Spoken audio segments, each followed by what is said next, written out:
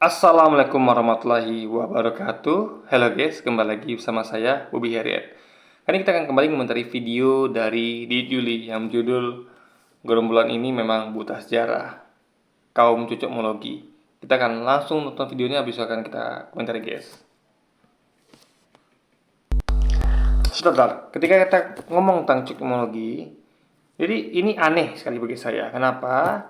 Karena mereka ini menyindir orang-orang yang melakukan pencocokan alias cocokmologi. Karena sejatinya di Juli ini melakukan pencocokan juga. Apa itu yang dia cocokkan? Yaitu antara sejarah versi dia, versi dogma Kristen dia, sejarah versi Kristen dengan statement dari para mualaf ini itu kan cocokmologi juga. Jadi cocokmologi itu digunakan dalam banyak hal, dan itu adalah salah satu metode saintis gitu, salah satu metodologi untuk merumuskan, untuk mengkaji guys. Jadi dia meremehkan cocokmologi, tapi dia menggunakan cocokmologi. Aneh sekali bagi saya guys, ya kan? Dia nggak ngerti betapa pentingnya cocokmologi. Kalau tidak ada cocokmologi, tidak ada perbandingan. Karena cocokmologi artinya perbandingan, mencocokkan. Ya, dia pakai guru mencocokkan antara jawaban murid dengan kebenaran gitu. Misalnya murid menjawab A B C D E, itu guru cocokkan. Cocok nggak dengan yang jawaban aslinya gitu, yang benar. Itu harus dilakukan. Kalau tidak bisa guru menilai sama murid gitu, tidak dicocokkan gitu kan. Guru bilang, oh iya sini, yang penting kamu udah nulis A B C D sama saja, nggak perlu cocokkan. Kan nggak begitu logikanya guys.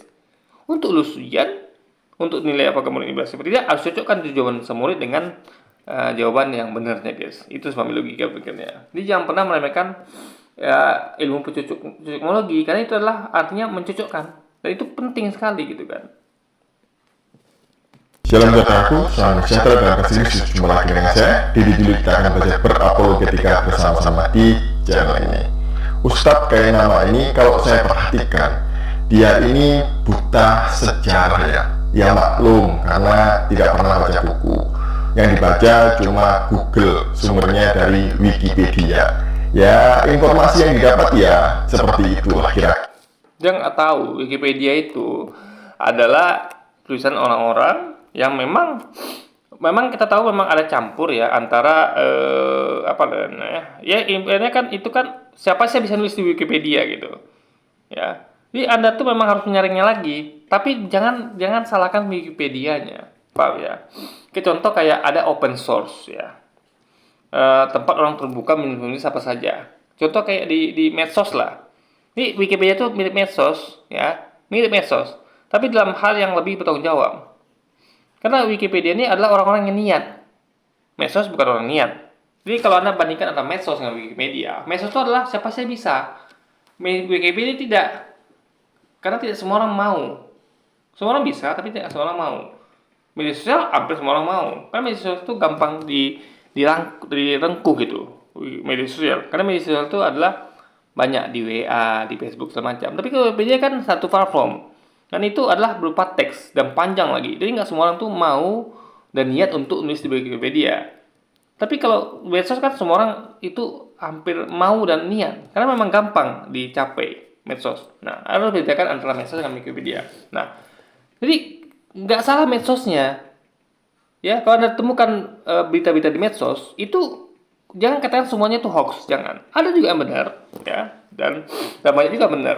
Tapi yang penting itu adalah Anda menyaring lagi. Jadi jangan bukan medsos itu nggak benar, nggak gitu. Yang nggak benar adalah yang berita nggak benar di medsos. Sama kayak Wikipedia. Wikipedia nggak benar, nggak gitu logikanya. Ya. Jadi kalau tidak ada masalah kita menggunakan data dari medsos atau dari Wikipedia. Yang penting data itu benar apa tidak yang kita pakai. Bukan kita nggak boleh pakai data dari Wikipedia. Ada silakan Wikipedia atau tidak boleh pakai data dari medsos. Nggak begitu logikanya guys. Jadi nggak bisa bedakan antara medsos dengan data yang benar dan data yang nggak benar, dengan Wikipedia dengan data yang benar dengan data yang nggak benar guys. Itu semua logikanya. Nah, kali ini dia mengatakan bahwa jarak Nabi Yesaya dengan Nabi Muhammad, nabinya Ustadz Kainama ini adalah 600 tahun kata dia. Dan Yesaya itu menubuatkan nabinya dan ada korbannya. Jadi sekali lagi gini, saya katakan ya, bahwa sejarah itu berbeda-beda. Karena sejarah itu adalah kesaksian manusia. Ya, bahkan contoh Anda lihat saja ya, contoh sederhana mengenai kapal Nabi Nuh. Itu ada di mana itu orang masih berdebat dengan itu. Tadi mana? Itu orang berdebat itu. Di mana kalau lokasi sebenarnya kapal Nabi Nuh? Kapan sebenarnya contoh aja sederhana kayak misalnya kapan umur berapa Nabi Muhammad itu menikahi Aisyah, gitu kan? Itu beda-beda itu. Ya, ada yang mengatakan umur waktu ketika umur Aisyah umur 6 tahun, ada yang mengatakan umur Aisyah 9 tahun dan sebagainya, 17 tahun dan sebagainya, guys.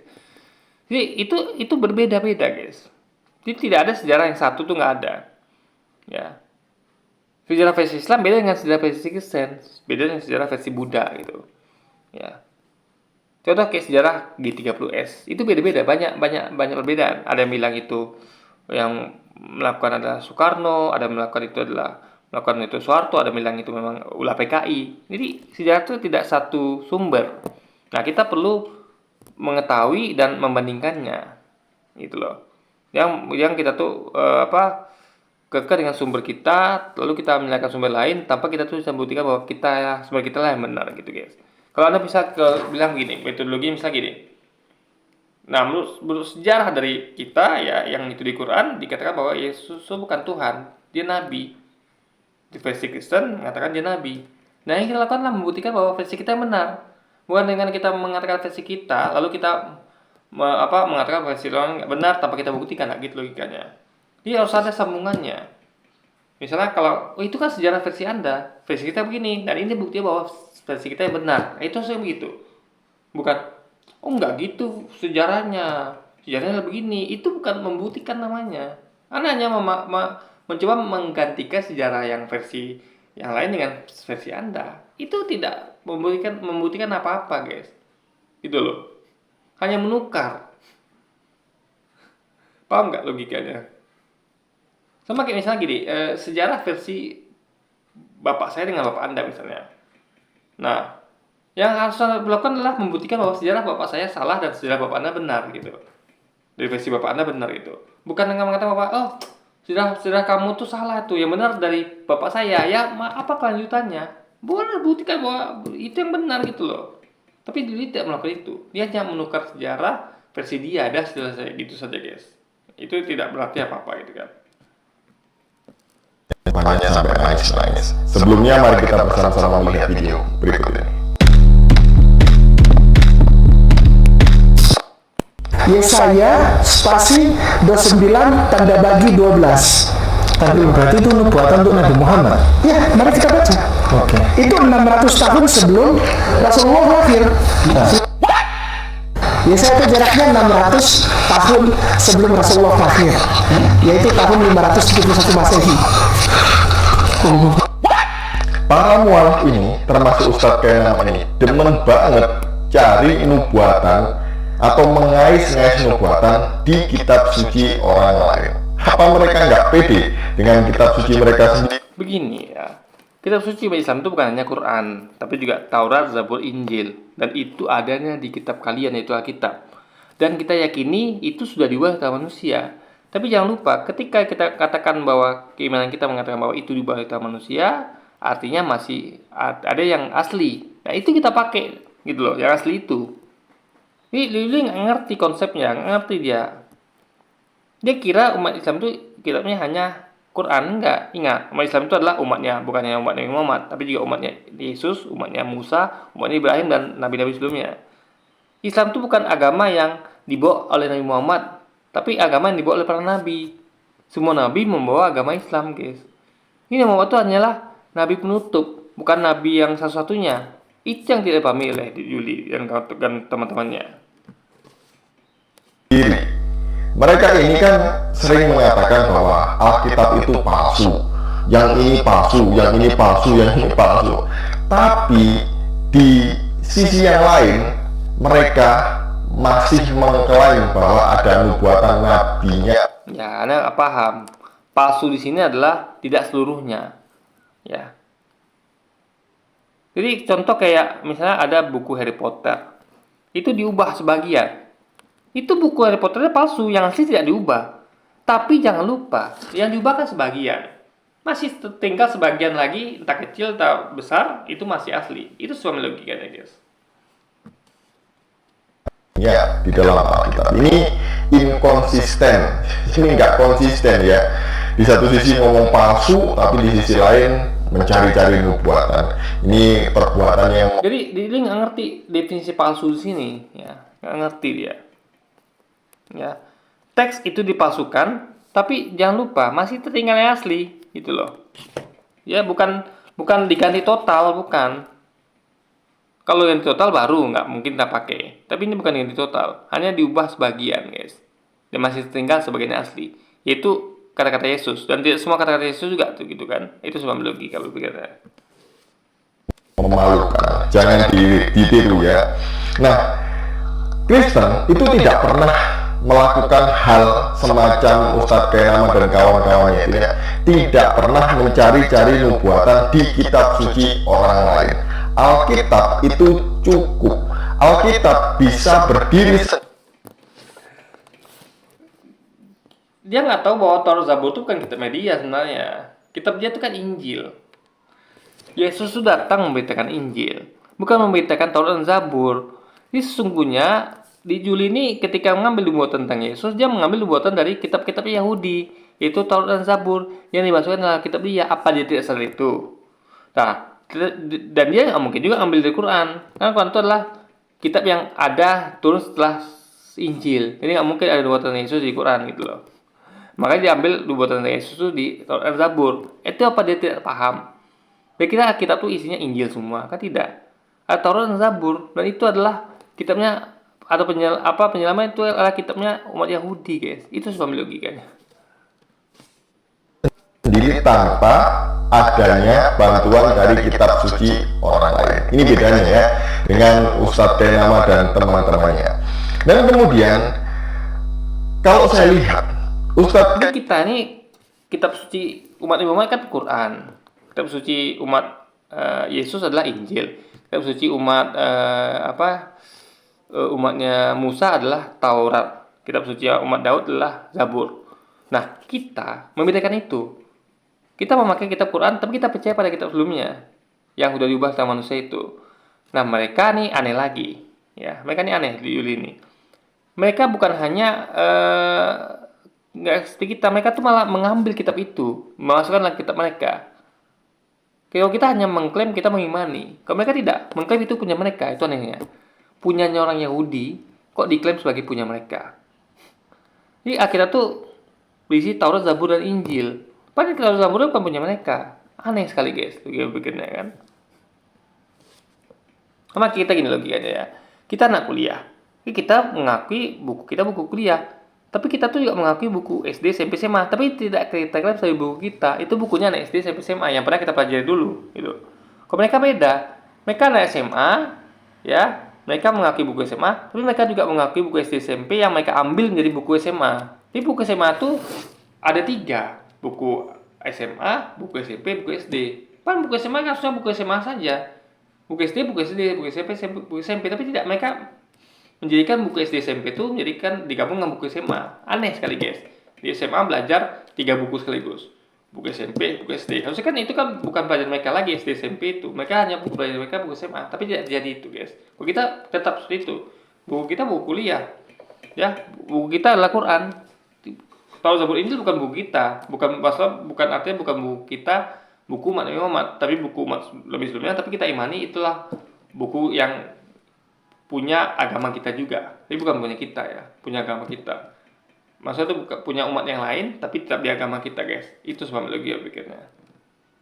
Sama kayak itu adalah buku anak sekolah lain, tapi tetap rangkaian dari sekolah kita juga gitu, guys. Dalam artian dalam rangkaian pendidikan kita juga gitu loh, ya kan? Itu sebab logika pikirnya. Kainama ini dengan Nanda itu setali 3 uang ya. Gak ada bedanya mereka ini. Mirip, cocok mereka. jangan-jangan mereka ini lulusan dari university yang sama, gitu ya, dari perguruan yang sama, gurunya sama. Jadi ya sama lah mengartikannya gitu ya, cara menafsirkan Alkitab, cocokmologi, maksamologi, ngawurologi itu sama dengan nanda. Cocokmologi nggak bisa disamakan dengan ngawurologi, itu salah besar ya. Masa Anda melakukan pencocokan langsung disebut ngawurologi? Anda bisa membuktikan bahwa itu ngawur. Baru ada bedakan antara cocokmologi dengan ngawurologi dan sebagainya, itu beda, guys.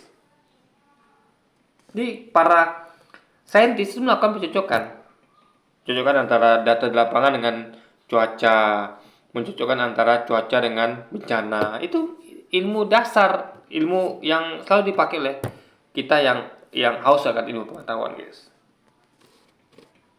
Jadi dengan ada pencocokan, Anda akan mencocokkan data yang ada, Anda akan temukan resultante, hasil yang bisa ditanggungjawabkan. Tapi kalau tidak ada pencocokan, apa yang data yang Anda mau ditanggungjawabkan, gitu kan?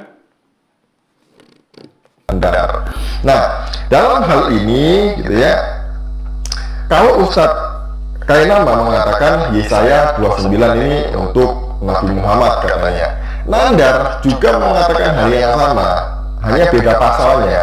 Kalau Nandar pasal 52, 53 katanya untuk Nabi Muhammad. Ini videonya. Boleh, Pak. Kemarin kan rame tuh debat Pak Donditan sama Pak Budi Asali sama Pak Esra, Yesaya 53. Ya. Dan Pak Donditan dan tim memang pakai data-data seperti Tanak dan Septuaginta. Tapi saya lihat tafsiran di situ sama Pak Nandar beda tuh. Kalau Pak Donditan dan tim kan, Pak Donditan dan tim kan pokoknya bilang hamba Tuhan di situ. Kalau Kristen kan itu Yesus Kristus. Tapi kalau Pak Donditan dan tim itu Israel. Tapi Pak Nandar bilang itu Nabi Muhammad. Itu gimana tuh, Pak? Oh, Saya mau pertanyaan bagus, Pak, ya. Pertanyaan bagus. Jadi, Hamba Tuhan kok Yesus? Yesus kan Tuhan, bukan hamba Tuhan. Jadi hamba Tuhan itu bukan Tuhan. Berarti itu bukan Yesus, guys. Aneh sekali. Jadi dia sebut Yesus itu Tuhan, tapi dia klaim Yesus sebagai hamba Tuhan. Aneh. Tuhan dan hamba Tuhan, aneh sekali, guys. Kok bisa samakan gitu kan? Tuhan ya Tuhan, hamba Tuhan ya hamba Tuhan. kalau kita melihat di dalam Pak tunggu dulu. Sebelumnya yang saya tonton itu benar ya, Pak memang berpandangan bahwa di Yesaya 53 itu Nabi Muhammad. ya Nabi Muhammad itu. Nah, mereka cocok kan? Jangan-jangan mereka ini kakak adik ya. Tapi masalahnya, Kododitan ini nggak setuju kalau Yesaya 50. Cocok kan? Jangan-jangan mereka ini kakak adik. Kakak adik seseorang ditentukan dengan kecocokan pendapat. Aneh sekali, guys. Rocky Gerung dengan Refrihan itu sama pendapatnya. Apakah mereka kakak adik? Jadi inilah ngawur. Ini yang disebut dengan ngawur itu. Melihat kecocokan seorang sebagai kakak adik. Aneh sekali, guys. Jadi kalau yang berarti terbukti bahwa yang melakukan ngawurmologi itu adalah Juli. Kok menyamakan antara orang yang beda dengan sama pendapat itu adalah kakak adik. Ini aneh sekali, guys. Inilah disebut sebagai ngawurmologi, guys. 2 dan 53 ini dikatakan untuk Muhammad. Katanya tidak ada maksud untuk itu. Tapi jelas-jelas ya, baik Kainama maupun Nandar itu ngeyel bahwa kitab Yesaya ini menubuatkan nabinya. Nah, ini adalah di mana Kododitan mengatakan bahwa Yesaya 53 bukan untuk Nabi Muhammad. Yang pernyataan dari Pak Esra Solo. Yang penting adalah itu bukan untuk Yesus. Ya, itu yang penting. Karena kalau Anda mengatakan bahwa itu bukan untuk Yesus, mau itu siapapun itu, mau itu untuk Nabi Muhammad atau untuk Israel menurut Donditan, menurut Kainama dan yang tadi itu untuk Nabi Muhammad, itu tetaplah esensinya sama. Ya, yang penting bukan Yesus, guys. Itu yang harus dipahami logikanya. Bahwa dia bingung apakah dari Islam ini ada kayak semacam hasrat atau apa tafsir bahwa Yesaya 53 ini untuk Nabi Muhammad SAW gitu? Saya jawab di sini tidak. Namanya juga usaha ya, siapa tahu ada yang percaya. Mungkin mereka ini beda pendapat karena beda aliran, beda perguruan. Jadi ya wajarlah mereka ini. Beda pendapat Islam tuh nggak masalah. Yang penting tidak hal-hal esensial. Ya. Kalau di Kristen tuh beda pendapatnya luar biasa. Ada yang meyakini bahwa Yesus bukan Tuhan, ada yang meyakini Yesus Tuhan. Itu udah prinsip, udah esensial namanya. Tapi kalau masalah tentang siapa yang dibuatkan itu nggak terlalu esensial. Yang penting bukan Yesus, guys. Itu sebab ideologi berikutnya. Memiliki pandangan yang berbeda. Mungkin juga mereka ini lupa untuk berdiskusi dulu. Misalnya sama kayak misalnya masalah penyaliban Yesus. Ketika namanya yakin itu Yesus, artinya dogma Kristen berlaku, yaitu penebusan dosa. Tapi kalau namanya yakin sebaliknya bahwa bukan Yesus, mau siapa itu, mau Yudas, mau siapa kek, itu menurut pendapat dari beberapa muslim berbeda, itu membuktikan justru dogma Kristen salah, bahwa tidak ada penebusan dosa. Itu yang penting gitu loh. Ya, bukan kepada siapa yang salibnya, tapi yang penting itu bukan Yesus yang salib. Itu yang harus dipahami logikanya, guys. Janjian dulu, jawabannya yang benar yang mana. Jadi akhirnya beda-beda. Rata-rata para mualaf ini, kalau saya perhatikan, mereka ini buta sejarah. Kemarin waktu debat dengan Pak Esra, Kudolitan mengatakan bahwa kitab Mika itu menubuatkan Rut. Ini lucu ya. Kitab Mika menubuatkan Rut. Dikira dia itu menghitung tahun sebelum Masehi itu maju, padahal mundur ya. Jadi lucu kalau kitab Mika ini dikatakan menubuatkan Rut, karena mundur 500 tahun gitu ya. Mika hidup tahun 700-an, kemudian Rut hidup sekitar tahun 1200-an sebelum Masehi. Jadi mundur 500 tahun. Ini lucu. Nah sekarang Kainama juga mengatakan hal yang sama, bahwa jarak Yesaya dengan Muhammad itu 600 tahun. Ini matematikanya pasti remedi, nol gitu ya. Nah, kok bisa Nabi Yesaya dengan Muhammad jaraknya hanya 600 tahun? Ini kan aneh gitu ya. Karena Nabi Yesaya ini hidup tahun 800 sebelum Masehi, sedangkan Muhammad itu hidupnya tahun 600 Masehi. Jadi kalau dihitung itu jarak mereka 1400 tahun. Apa buktinya? Ada buktinya di dalam buku ini ya. Di dalam buku Survei Perjanjian Lama ini dituliskan bahwa Yesaya itu hidup pada abad ke-8 sebelum Masehi. Jadi itu ya, 800 ditambah 600 jadinya 1400 tahun. Yang jaraknya hanya 600 tahun dengan Muhammad itu Tuhan Yesus, bukan Nabi Yesaya. Lucunya lagi, ada yang percaya sampai nangis-nangis ya. Kasihan saya tengok Bapak ini berhasil di-prank oleh Kainama. Begini ya, kita perlu tahu bahwa pertama kita harus tahu siapa Yesaya dimaksud oleh Dolitan. Juga di Mika tadi siapa dimaksud? Karena gini lah, kesamaan nama bukan berarti orang yang sama. Saya jujur saya tidak menyaksikan lengkap debatnya, sehingga kita yang penting gini guys ya, logikanya adalah kita harus bedah dulu siapa itu yang dimaksud oleh Dolitan. Apakah Yesaya yang dimaksud oleh Yuli atau Yesaya yang lain? Karena Yesaya ini adalah bukan satu nama gitu ya kan. Juga tentang tahun-tahun tadi ya. Jadi kesalahan ini bisa terjadi ya, dalam artian kita nggak tahu siapa yang benar di antara Yuli atau Dolitan, karena kan masing-masing memakai versi sejarah masing-masing ya kan. Karena sejarah itu nggak satu sumber guys.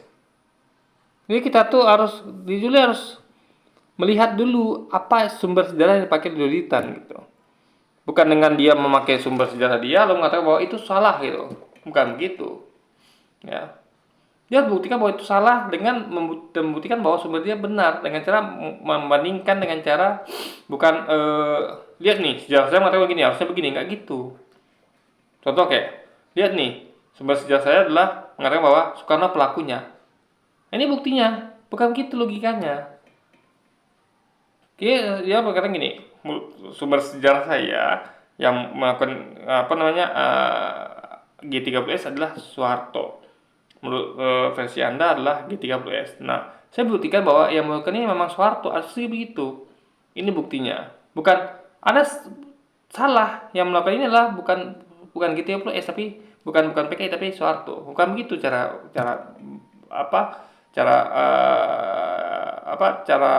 menyampaikannya, guys. Itu bukan membuktikan namanya, hanya menukar. Sekali lagi, menukar sejarah versi Anda dengan versi saya. Dan itu bukan metodologi saintifik namanya, guys. Ya, yang metodologi ilmiah itu adalah Anda membuktikan bahwa yang sumber yang Anda pakai itu salah gitu loh. Bukan dengan memakai sumber Anda dan menjadikan itu benar, nggak gitu loh kira pikirnya, guys. Nama dan teman-temannya ini ya. Dan lucunya lagi, orang-orang macam gini ini dipercaya oleh banyak orang loh. Masih banyak orang yang percaya kepada Kainama. Kalau dia ini lulusan ST Jakarta, lulusan S2 dari Leiden Belanda, S3 dari Haifa Israel, S4 di Vatikan, S5-nya di planet Mars sana. Orang percaya loh. Percaya juga kalau kayak Begini, kenapa orang percaya? Karena ya banyak sekali statementnya yang masuk akal, ya. Yang kedua, jangan lupa bahwa yang menuduh ini nggak bisa membuktikan hingga detik ini, ya. Ingat, yang membuktikan itu adalah yang menuduh, bukan yang pihak yang dituduh. Di pengadilan itu Anda nggak bisa memaksa bahwa yang tersangka harus membuktikan bahwa dia tuh bersalah, nggak gitu. Yang membuktikan dia bersalah, sangka bersalahnya adalah yang menuduh. Jadi ketika Juli menuduh bahwa Kainama itu bersalah, dia membuktikan, bukan Kainama yang membuktikan dia bersalah. Aneh sekali gitu, guys. Ini selama mereka tidak bisa membuktikan bahwa para mualaf tidak punya lulusan ini itu, ya, mereka tidak bisa membuktikan itu. Artinya kita orang-orang akan tetap percaya karena tidak ada bukti, guys. Karena mereka ini fitnah namanya, tuduhan tanpa bukti gitu. Anda bisa buktikan, baru Anda percaya pada Anda gitu. Sama tidak bisa buktikan, orang tidak akan percaya pada Anda dan percaya pada orang yang dituduh itu, guys. Karena mereka telah namanya difitnah. Makanya orang akan percaya pada orang difitnah, ya, bukan percaya pada orang yang memfitnah, guys. Itu sebab lagi berikutnya. Kainama ini katanya pendeta, padahal hanya pemain organ di gereja. Nggak pernah kuliah sebenarnya, karena nggak ada buktinya, nggak ada ijazahnya. Jangan ijazah, foto.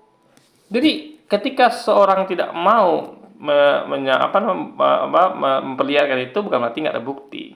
Anda bisa buktikan gitu loh, ya. Karena ini bukan pengadilan.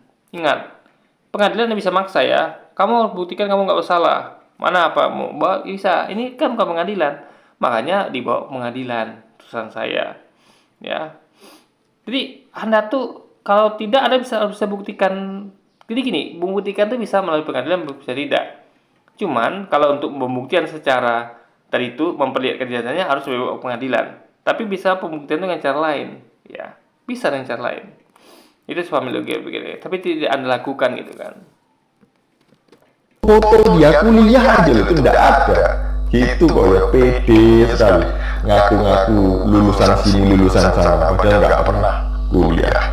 Ya, bagaimanapun dapur harus ngebul saudara-saudara. Oke, foto-foto ya. Ingat, zaman dulu itu kamera susah. Ya, jangan lupa itu. Ya, Anda kira sama kayak zaman sekarang, yang foto kayak saya nih fotonya gampang. Di HP saya ada foto, ada kamera. Gampang saja ambil foto. Dulu susah, guys. Harus beli kamera Polaroid dan segala macam. Dan nggak semua orang tuh narsis, ya. Nggak semua orang suka foto-foto. Saya jujur di SD, SMP, SMA saya tidak suka. Saya memang orang yang tidak terlalu suka foto-foto, guys. Sekarang mungkin agak suka ya, bukan suka sekali. Ini tidak ada dokumentasi saya ketika di SD, SMP, SMA. Gitu. Nggak pernah saya abadikan itu. Jadi bukan berarti saya tidak pernah SD, SMP, SMA ya. Jadi nggak ngerti bahwa nggak semua orang tuh harus punya fotonya. Karena nggak semua orang tuh narsis, nggak semua orang tuh suka atau mau mengabadikan momen-momen mereka ketika mereka misalnya pernah jadi pendeta atau di Kristen juga. Itu sebuah logikanya, guys, ya kan. Jadi ini ya, bahwa Juga kalau ternyata Kainama tidak menunjukkan, tidak Tidak ada fotonya juga ketika belum tentu ketika orang tua mau menunjukkan bukan berarti juga nggak ada fotonya, atau ya itu tadi, ini adalah kita harus membuktikan bahwa itu adalah salah, bukan Anda tuh meminta bukti, Anda yang membuktikan ya. Ada yang nuduh harus membuktikan, bukan minta bukti. Aneh sekali guys pikir-pikirnya. Dan teman-teman ini buta sejarah. Sekian dari saya. Jadi Anda boleh minta bukti, tapi tidak boleh memaksa. Kalau orang nggak mau ngasih bukti, ya Anda cari buktinya. Bukan dengan memaksa. Misalnya gini, saya nuduh orang narkoba, ya kan? Kau kamu narkoba ya. Nah, orang bilang tidak, saya nggak narkoba. Saya minta bukti. Tolong buktikan kamu nggak narkoba. Nggak gitu caranya. Ya, itu boleh dilakukan ya. Tolong buktikan Anda tidak narkoba. Kalau dia nggak mau buktikan, ya Anda buktikan. Dia bayangkan seorang polisi nuduh orang narkoba, lalu dia datangi tempat orang itu narkoba, ya kan? Ditangkaplah orang ini. Lalu orang ini disuruh buktikanlah kalau nggak narkoba. Kalau memang kamu mau ditangkap, orang ini bilang nggak mau. Saya memang nggak narkoba kok. Dia tidak membuktikan bahwa dia tidak narkoba. Nah, apa yang polisi lakukan? Apa memaksa? Enggak. Polisi yang membuktikan. Oke, kamu nggak mau menunjukkan narkoba kamu, ya saya akan cari. Gitu logikanya. Polisi menggerbek dan mencari narkoba dia. Bukan maksa dia harus mana narkobanya, nggak gitu. Kalau dia nggak mau, ya kita yang bergerak gitu guys. Ini adalah suatu bukti itu penting. Kalau tidak akan menjadi fitnah. Dan Anda yang membuktikan sebagai Anda menuduh. Karena orang yang dituduh tidak mau membuktikan. Ya tugas Anda sebagai penuduh yang membuktikan kalau gitu. Oke, jadi mungkin sekian dulu aja video kita kali ini. Dan sampai jumpa lagi di video selanjutnya. Wassalamualaikum warahmatullahi wabarakatuh guys.